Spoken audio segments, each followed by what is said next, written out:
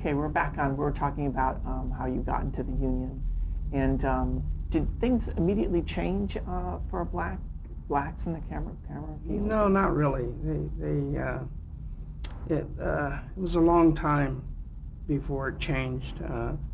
The it was quite a while before blacks were accepted. Um, it was like he's our guy, and that's enough. But there were people that I was trying to get into the business all along, and I felt that it would improve my position if I could help others get in. And I think the first person that I got in was Joe Calloway, and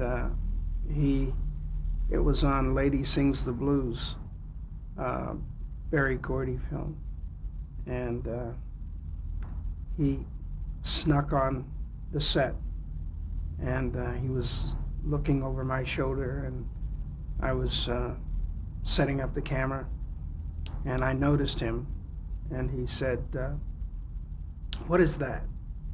And I said, "That's a camera." And he said, "Well, what is this?" And I would tell him, and I said, "Where'd you come from?" And he said, "Don't say anything, but I snuck on."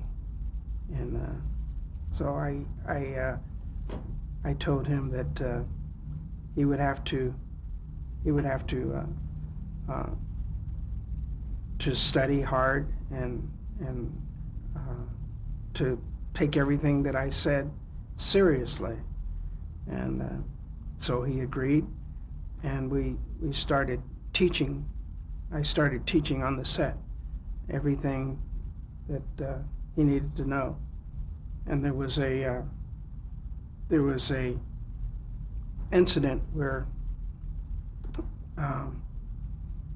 the producer, or the director rather, lost confidence in me, and he said there was this scene where Diana Ross goes crazy in her dressing room, and it was a very violent scene, and I was focusing on her, and I kept her in focus for a long time, and she rarely went out of focus. And she it was only when she got close to the lens, and I couldn't focus beyond the point that the camera would focus, and her eye went slightly out of focus for a moment, and then came right back into focus, but it didn't look bad. And the director the next day told me that all of this stuff was out of focus. It was totally unusable. And I said I would have to see that for that to be true. And so we went to the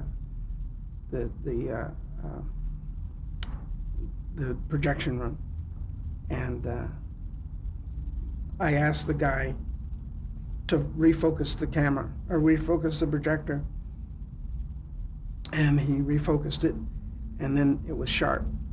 Everything was sharp. And the director said, "Well, it was not sharp before." And I said, "Well, it was the projectionist."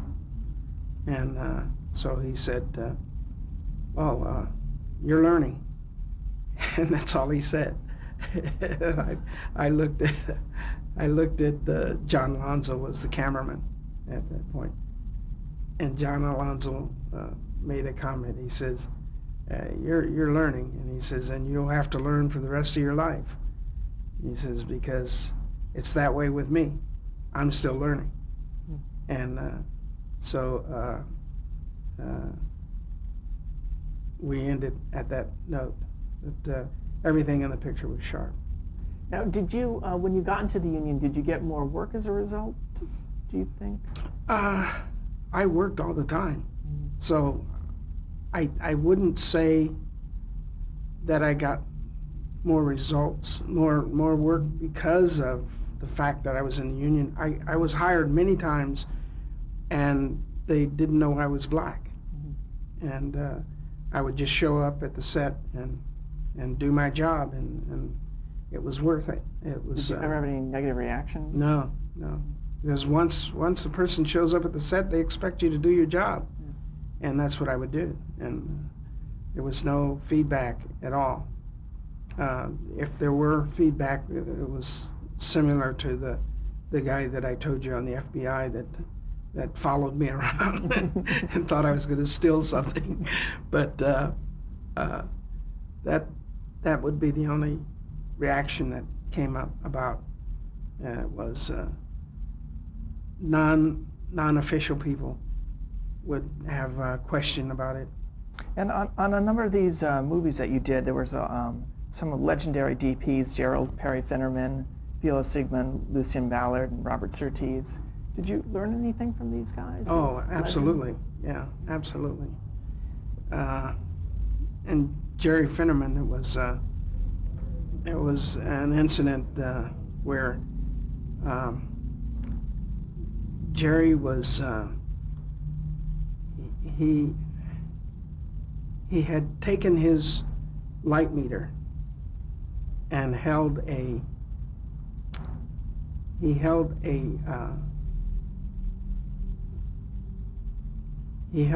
filter over the light meter and read the light. And then he gave me the setting, and I put the filter in. And I said, the setting is not right. And he said, very loud, "Oh, you're going to tell me how to set this shot?" And I said, "No, I'm not." He says, "But your setting is like 2 stops higher than it should be." And he says, "Well, you explain how your setting is going to be better, because I'm going to let you shoot yours, and then I'm going to shoot mine, and we'll get to the bottom of this." And Sidney came up. This was on the picture, Brother John. And Sidney came up and he says, "What's the trouble?" And he says, your guy here wants to tell me how to set my lens." And I says, I'm not trying to tell him how to set his lens. I just know that it should be 2 stops under what he wants. And at that time, film was to the point where it couldn't be adjusted easily. If you made a mistake, the mistake showed up. And so we agreed that I would shoot one and he would shoot one. And the next day in dailies, his came up first, and it was so hot that it was unusual. And mine came up and it was perfect. And he pulled me aside and asked me, he says, "Where did you learn this?" And I said, "High school." And he says, "High school?" And I said, "Yes, I took motion picture when I was in high school. And one of the things that they taught me was when you look through a lens and you look through a filter, it's 2 different things, 2 different settings. If you hold the filter over your light meter, it will knock it down 2 stops."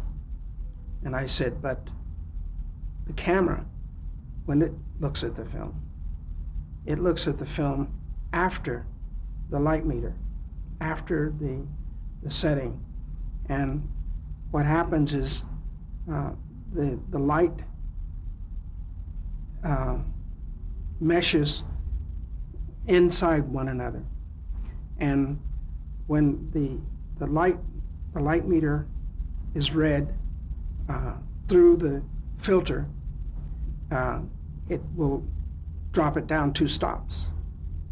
But when the camera sees it, when the film sees it, it does this. And each pencil of light overlaps the other pencil of light. So therefore, when you have 4 pencils of light overlapping one another, you essentially have the image build back up to its original setting. And he said, "Yeah, and you learned that in high school?" I said, "Yes." And then he went about asking me, what else did I learn in high school? So we became friends, and it worked. You mentioned that you worked on Gordon Parks' first film. Can you say a word or two about Gordon Parks and meeting him? Oh, Gordon Parks was he was a wonderful guy. He had this vision of making this movie about his life, and he played the part that the lead was actually himself. But the interesting thing that happened on the Gordon Parks film was when I first met him, I met him in a group of people, and he made a speech and whatnot. And then later, probably 5 or 6 days later, I was walking in the grass near the set, and I looked down at the grass, and the grass was wet. And I realized that this had been a dream of mine far earlier than my even being able to be on a set. It happened at a time when I was like about 12 or 13 years old, and I saw this grass, and this wet grass, and I looked at my shoes and they were wet, and I looked up, and I started looking up, and 2 boots came into the shot, and I looked up, and it was Gordon, and I realized that this was deja vu, and I realized that I was supposed to be there, and Gordon was supposed to be there, and I was working on his film, and I told him that incident, and he says, "You're supposed to be here," and that's good. And in general, working on these independent films and television, was it an exciting time for you when you were very young? exciting, very exciting. I went from one to another, and it was as though the thing that I mentioned earlier, that when I made the comment that everything turns to gold, it was like everything was turning to gold. I just had such a great time in the motion picture business, and it was so beautiful that I couldn't wait to go from one film to another. Bob Surtees was the one that told me, he says, there's 2 great moments that you work on a film. And he says, one moment is when they say, "You got this film." And the other moment is when they say, "Wrap, that's a wrap." He says those are the only 2 great moments that you have on a film. And he said that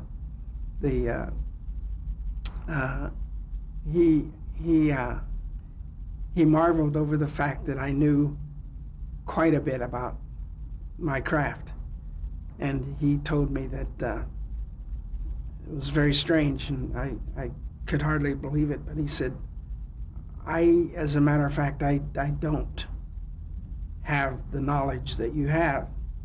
And I said, "What is that?" And he said, "I don't have your film knowledge, your film effect knowledge. he says, I simply make tests and I shoot my tests throughout the picture.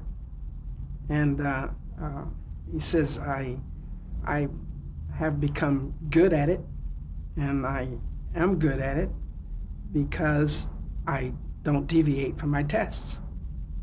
And I said, that's rather strange. I would think that you had this tremendous knowledge about film. And he says, no, I don't. And he said, I got into this business quite by accident. And I said, that's amazing. And he said, he and Zimmerman got in at the same time. And Zimmerman later went on to direct, and he directed such films as High Noon, and he Bob Surtees stayed in the camera department, and he said that he didn't have the knowledge to even create odd things, and I didn't understand what he was talking about. But he approached me one day and said, I'm shooting this scene, and I want the picture to turn out like this image. And he showed me in a book, and we were working on the picture. I can't think of the name of the picture right now, but we were working on the picture. Peter Bogdanovich was the director. Last Picture Show? And The Last Picture Show? yeah, The Last Picture Show. And he said, I want the image to look like the images that are shown in this book. And I looked at the book, and they were like graduation photos. And he says, I want the people to look like that. I want them to be that stark white look. And I said, okay. And I said, you put a red filter on it and a green filter on it at the same time. And that should make it look very stark. And so he made a test, and it worked out quite well. And the other thing that he said to me was, he quit 3 times in the picture. And each time he quit, I quit. Because I realized that this guy I want to emulate. I want him to be my mentor. And he was. He taught me a lot. And he said that the scene that where the clouds came on to the shot, and he wanted that cloud effect, and he waited for the clouds to come in, to roll in, and then he says, okay, ready to shoot. And we started shooting, and Peter Bogdanovich said, cut. And he says, why are you cutting? And he said, because those clouds came over. He says, those clouds was what I was waiting on. So we had to do it again. We waited a while, and the clouds came up, and we did it again. And it worked out perfect. And he won the Academy Award for that. Yeah, it was great. He was a very likable person, and he had a quality about himself that suggested that he was honorable, and that he would fight for me to be able to express myself. For instance, we were on the picture of the cowboys. And when John Wayne showed up, he came in his Cadillac station wagon, and he got out of the car, and he was pulling a horse behind him, and he told the guy, the head wrangler, "I want you to take care of this horse. This is a great horse, and he's a perfect horse for this picture." And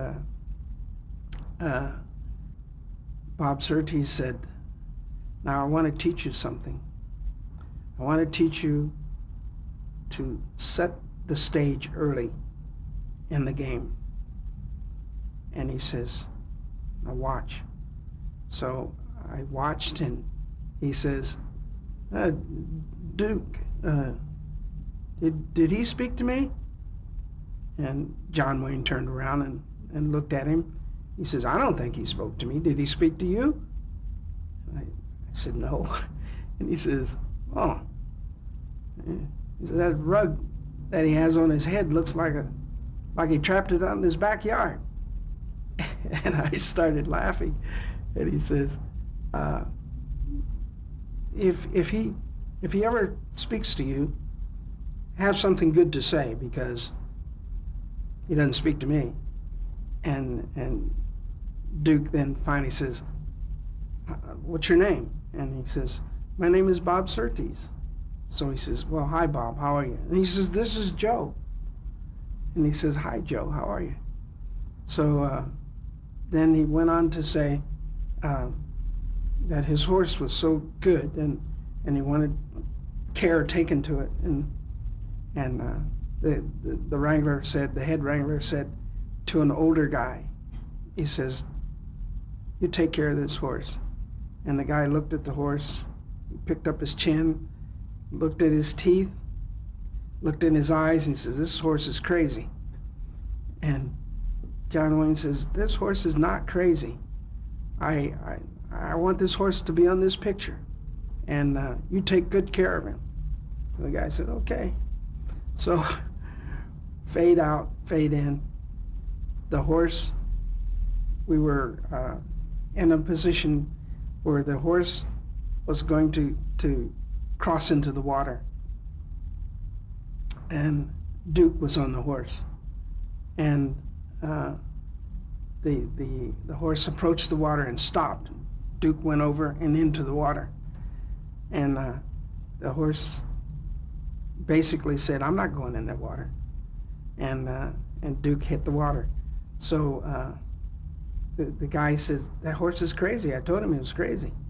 So the other thing that the horse did was we were shooting the trucking shots, where the truck has to speed up to keep up with the guys, and the guy was our Duke was riding on this one horse, this same horse that he said was so intelligent, and the horse was running, and the horse started running away with him, and I asked the truck driver of the truck that we were on, "How fast were you going?" And he says, "I wouldn't dare go over 60 miles an hour, because 60 miles an hour, you guys would have been thrown out of the truck." So, but what happened was the horse ran to the barn, and when it got to the barn, it stopped. And John Wayne went over the horse's head, and he lost his wig, and that was the first time that I saw that he was bald as a peach. And he was a good guy, John Wayne. He had a sense of humor, but at that point he was like floored. And one other point that I must make was I told him a story. I told him about the joke, would I? And he laughed so hard that he fell on the ground, and the medics came because he couldn't catch his breath because he only had one lung at the time, and it frightened me because I thought, oh gosh, I've killed John Wayne. So, all right. Well, let me move you along. I know at this time you got to work on Roots. So how did that come about? well, on Roots, I wrote a letter to Alex Haley, and I didn't get a return, and I wrote another letter to Stan Margulies, who I had heard that he's going to produce this film, and I didn't get a return. And in the meantime, I shot a student film called Tuskegee 109, and it was about the black people who were in Atlanta, Georgia. No, they weren't in Atlanta. They were in Tuskegee, and they were experimented with by the United States Army and the medical service, and they were trying to determine whether or not the effects of syphilis, whom they were being injected with, if that would hurt them and their families. And we were shooting this film, and we shot at the Army institution where it actually happened, and the guy told us that we could come back the next day, but the guy was quickly ushered out, and he was a black man, and we were told that he would probably be court-martialed for letting us come in and shoot this film. And we never saw him again, but we were not allowed to shoot in that institution anymore. And there was the actor James Earl Jones's father was an actor, and he was portraying the lead role, and as an actor who had been subjected to the workings of the Army, and they injected him with syphilis, and it caused his wife to divorce him, and we had 6 lights, and we shot with those 6 lights, and we shot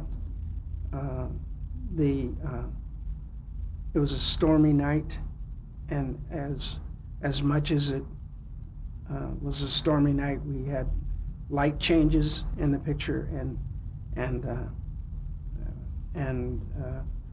he walked from one room to another with a lantern, and we did that, and all of this was with these 6 small lights and 1 large light outside. And I'm gonna have to stop you there. We're at the end of the tape here.